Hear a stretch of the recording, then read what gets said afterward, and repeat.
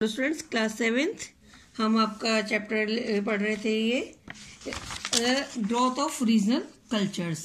तो regional cultures के बारे में जो ग्रोथ हुई उसमें तो अब हम आज पढ़ेंगे जो रीजनल लैंग्वेजेस की ग्रोथ हुई और डेवलपमेंट हुई उसमें। Growth of regional languages like Hindi, Bengali, Assamese, Oriya, Marathi and Gujarati during the medieval period was an important development. These languages can be traced to the 7th and 8th centuries when they seem to have broken away from their Prakrit base. जो प्राकृत base था उससे आगे निकल कर आई वो। In the south Malayalam emerged as an independent language in the 14th century. Malayalam language जो थी वो एक स्वतंत्र भाषा के रूप में सामने आई। Growth of this regional language coincided with the growing regional sentiment and the emergence of regional polities. This resulted in the decline of Sanskrit that was being replaced by Persian. Sanskrit जो थी उसका डिक्लाइन शुरू हो गया और वो Persian में replace होने लगी। अब लोग पर्शियन लैंग्वेज को महत्व देने लगे थे। And some of these regional language as a medium through which are the administrative machinery function. The rise of the bhakti movement and it propagation using this language also enabled the growth and the development of this language. Bhakti movement शुरू हुआ तो उसकी वजह से भी जो regional language थी उनको बढ़ावा मिला। Hindi and Urdu Regional dialects like Brajbhasha, Haryanvi and other dialects spoken in regions around Delhi and Punjab influenced the development of Urdu during its formative stage. तो जो रीजनल डायलेक्ट्स थी, ब्रजभाषा थी, हरियाणवी थी, जो दिल्ली पंजाब के आसपास के इलाकों में बोली जाती थी वो उर्दू से इन्फ्लुएंस में आ रही थी। Basic structure of the language consisted of the खड़ी बोली which is a mixture of various dialects spoken in the region mentioned above. और खड़ी बोली यूज की जाने लगी। The language adopted the Persian script and literary tradition. The word Urdu is of the Turkish origin referring to an army or camp.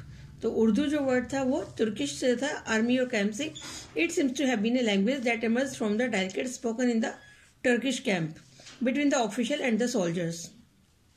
Hindi is said to be the language out of the which Urdu and Hindi eventually developed.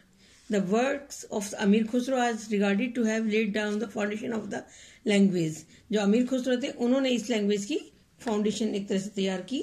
The use of this language in the Deccan from the 14th century onward led to a literary speech called the Dakhni. और जो 14th century में इसका जो literature शुरू हुआ उसको दखनी बोला गया। द मेजर सेंटर्स थे इस लैंग्वेज के गुजरात, बीजापुर, गोलकोंडा, बिदार, औरंगाबाद। ओल्डेस्ट राइटर जो थे इस ट्रेडिशन में Syed Banda Nawaz Gesudaraz who was an important Sufi in the Bahmani kingdom के वो सूफी संत थे। इसके अलावा बीजापुर के जो सुल्तान थे Ibrahim Adil Shah second himself was a great patron and a author of a book on the music in the Dakhni language की म्यूजिक पर बुक लिखी उन्होंने। Hindi work during the upper bhasha stage between the 7th 8th century and the 14th century. अब हिंदी जो थी एक अपर भाषा के रूप में सामने आ रही थी 7th 8th सेंचुरी में और से लेकर 14th सेंचुरी तक। It was characterised as the Veer Gatha Kala age of the heroic poetry. जो वीर होते थे उनकी जो कहानी होती थी उसको वीर गाथा कला कहते थे और द आदि कला जो कि अर्ली पीरियड में लिखी गई। The various Rajput rules pattern this poems written in the Rajasthani dialects of Hindi.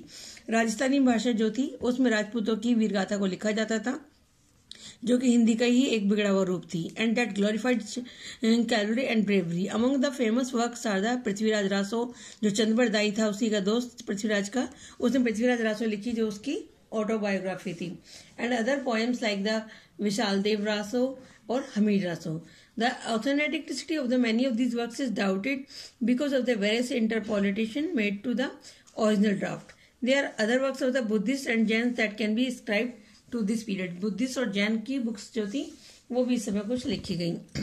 The development of the Hindi language underwent another transformation during the 14th and 15th century with the increasing use of language in expressing bhakti tradition and ideas. Kabir adopted a style called the ultrabasi. Kabir जो थे उन्होंने जो style को adopt किया वो थी Ultabasi which consisted of paradoxes and enigmas. While bhakti sant जो थे उन्होंने तुलसीदास हुए और उन्होंने अवधी भाषा को यूज किया जो हिंदी की ही एक डायलेक्ट्स थी। Other like Mirabai use as Marwari of Rajasthan dialects and Surdas use Brajbhasha. The Sufi sant also use the development of the new dialects as a medium to reach out to a larger audience. ज्यादा से ज्यादा लोगों तक पहुंचने के लिए सूफी संत और ये जो भक्ति संत थे ये आम भाषा का यूज करते थे। चिश्ती संत use Hindi while composing the singing their devotional music. जो सूफी संत थे चिश्ती संत सलाम जो आपका ये चिश्ती जो आपका खानदान है उसमें जो संत हुए उन्होंने भी हिंदी को यूज किया। Bengali, the folk songs called Charyapads composed between the 10th and 12th century are the earliest specimen of the Bengali language। जो चार्यपद थे कंपोज हुए 10th-12th सेंचुरी में, उन्होंने बंगाली लैंग्वेज को बढ़ावा दिया। Works of the Kavindra and Sarkanandi are regarded to the among the important early works in Bengali. The growth of the Bhakti movement and the composition of various hymns associated with the Chaitanya further provided a stimulus to the development of this language। Chaitanya Mahaprabhu हुए, उन्होंने भी बंगाली भाषा को आगे develop किया। वृंदावन दास, चैतन्य भागवत और चैतन्य मंगल was one such contribution of Bengali literature that not only to give a valuable account of the son's death a decade later but is also regarded as the being reflective of the social condition prevailing at that time। तो उस समय जो social condition थी उसको भी उन्होंने अपनी किताबों में लिखा। इसके बाद हुए चैतन्य चेत्रामित्रा लिखी गई जो कृष्णदास कविराज ने लिखी। एक इनका भी ये इम्पोर्टेंट काम रहा है बंगाली लिटरेचर में।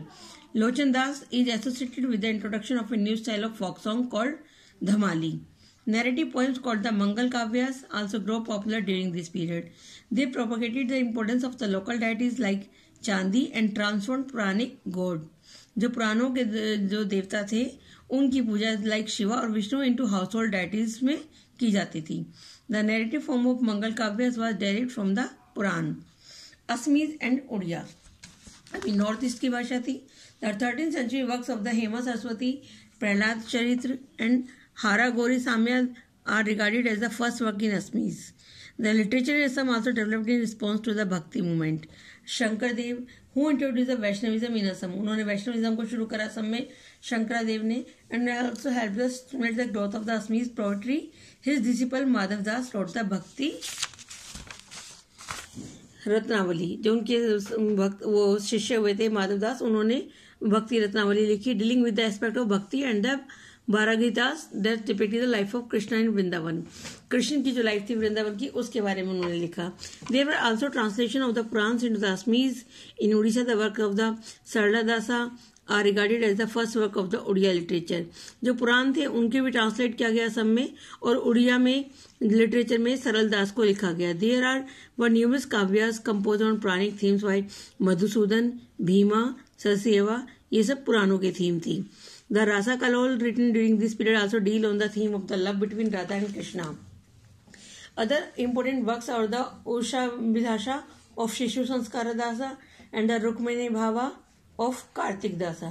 तो ये सब कृष्ण से ही जुड़े हुए थे, जो राधा कृष्ण के प्रेम से जुड़े हुए या ये रुक्मणी की बात से जुड़े हुए, ये सब वर्क जो है उड़िया में लिखे गए।